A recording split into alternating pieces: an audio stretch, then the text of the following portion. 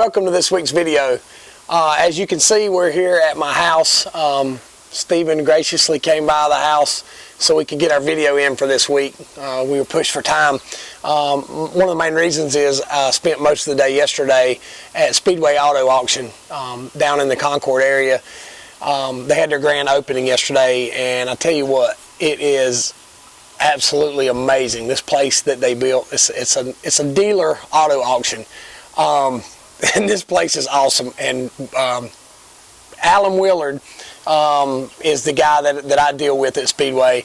Him and his staff, the decorating that they did down there, I call it decorating, but they have got lots of old racing pictures and what do you call it, the metal signs and stuff like that are on the wall. Some of the old Winston posters that are framed. And I tell you what, it is really cool. They have done a fantastic job down there. But we spent most of the day down there yesterday, and then I spent most of the day Monday getting ready for yesterday. So long story short, that's why we're here at my house shooting a video here, so that Stephen could have time to get it done for what is, well, it's Wednesday today. Today's Wednesday. If you're watching this, it's Thursday night. But anyway, I want to tell you a little bit about what happened at Hickory this past weekend. As you saw by our Facebook post, the surprise that I had is that we wrapped the car up like our friend Roy Trantham's car used to be. We called it, one time we said to Roy, you know, the red number 6, and he said, actually, that car's not red, it's burnt orange. So trying to match that without actually, you know, with Roy not being able to guide us and tell us exactly what color it needed to be, we had to just kind of to guess at it. And the cool thing is, there was a guy that came up to me at Hickory. It was an older gentleman, and he said, you know, I used to watch Roy race up here, and I remember that car. And he said, you nailed the color perfectly. So the car was solid, I don't want to say red, it was solid burnt orange, I think is what Roy called it. And it had his font 6 on the side with an NC, and we put Roy's name on the roof. Everybody said it was, even Jason said it was kind of weird seeing that's me in that car. So we just wanted to honor Roy and pay tribute to Roy and the career that he had, especially at Hickory. He raced a lot at Hickory, won a lot of races at Hickory. So I don't think it was coincidence that we hadn't been to Hickory in 4 or 5 years, and Roy happened to pass away on the week before we went to Hickory. So we were able to honor him by doing the car up like that. So it was pretty special for us. But anyway, to get to the racing side of things, in practice, I don't think we changed anything on the car at all. We were really happy with the car on the old tires. We put new tires on, and it was still good.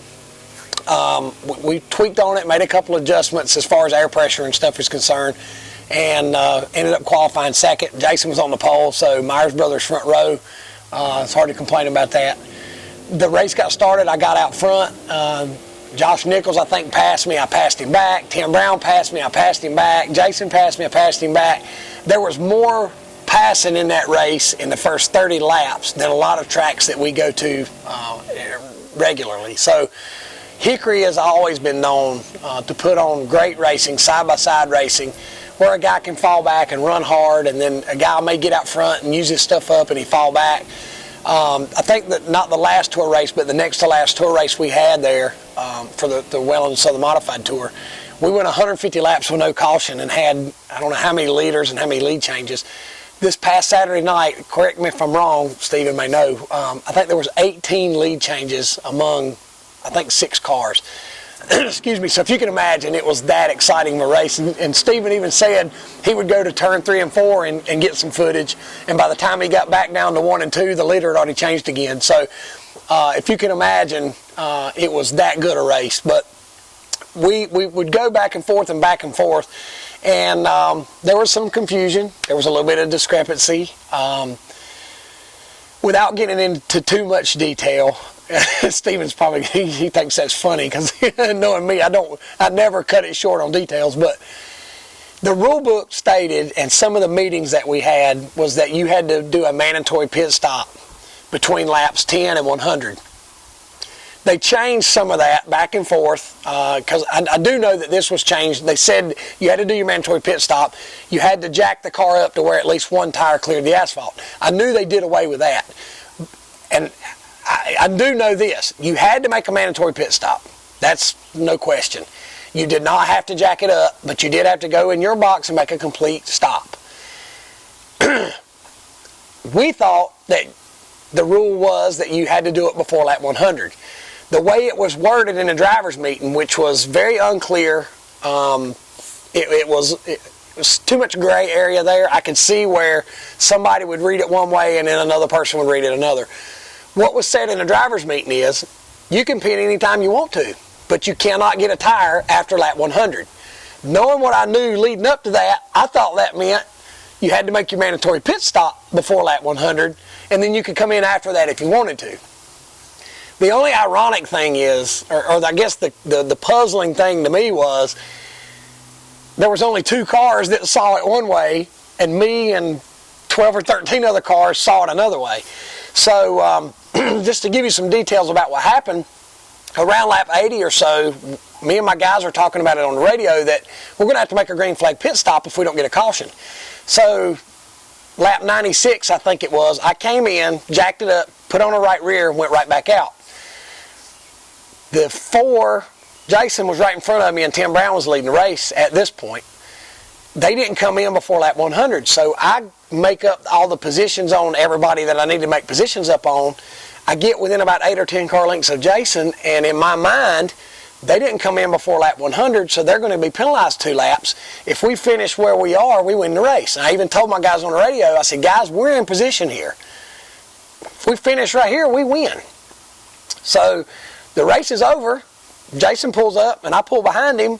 Tim Brown pulls into victory lane, gets out and gets a trophy. Well, they interpreted it to mean you could make your mandatory pit stop anytime you wanted, as long as you didn't get your tire after lap 100. I'm not mad at Tim Brown, and I'm not mad at Jason. I could see where they see that. But, like I said, it's kind of ironic that me and 13 other guys saw it one way, and there was only 2 drivers that saw it that way. But I don't have to be happy about it. I don't have to like it. Bottom line is, I guess I have to accept it because that's the final decision. So Tim Brown won, and Jason was second, and we were third. So on the positive side of things, at the end of the day, another top 5, a top 3. We've been 5th, 4th, 5th, and 3rd so far this year, and no major damage, knock on wood. So it is what it is, and we'll say that.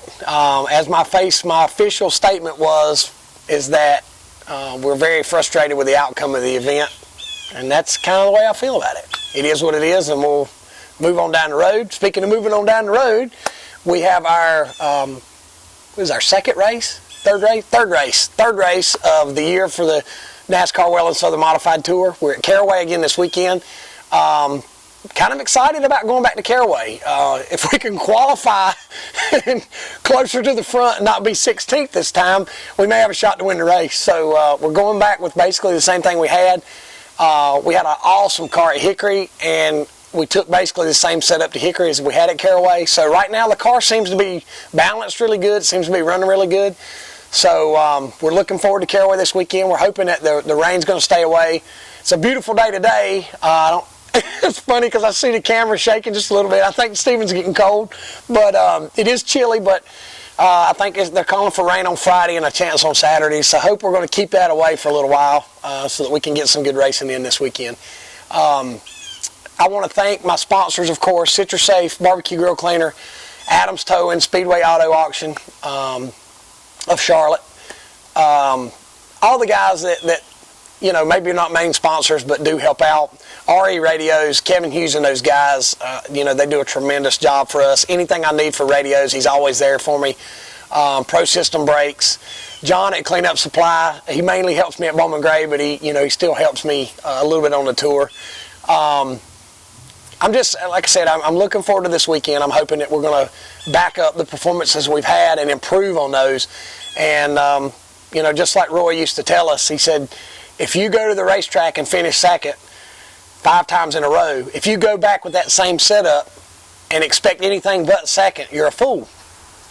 And that's kind of harsh, and Roy his method of delivery was kind of harsh sometimes, but it was to the point. And, a lot of it stuck with me. So we're going back real similar to the way we were, but we're trying to improve on that so we can hopefully win the race this weekend. So hopefully the weather's going to be good. We got our hats, our Burt Myers hats, and our new Burt Myers t-shirts. Kim will probably have some long sleeve t-shirts this weekend. I think it's supposed to be a little bit chilly too. So thank you for watching these videos. If you're watching this video, take 3 seconds and go to the little share button and share my videos and get this information out, not just for me and for Burt Myers Racing, but for my sponsors and the people who support me and support racing, modified racing in general, that helps put on a show for the fans. So thanks to Stephen for coming out today and shivering and making it over to my house to shoot this video so that we can get it out.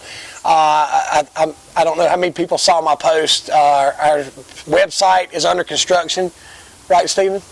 So that we don't have to deal with trying to do it on Facebook. If we do it on Facebook, you're going to have to call me and I'm going to have to get your credit card information, or we're going to have to do, something that's going to be a headache for you and for me. So please be patient with us. When we get our website going, we'll be able to knock it right out. You put your information in, we ship it out. So we're working on that now. But anyway, thank you for watching these videos. Thank you for supporting me and Burt Myers Racing. Come out and see us at Caraway, and God bless you.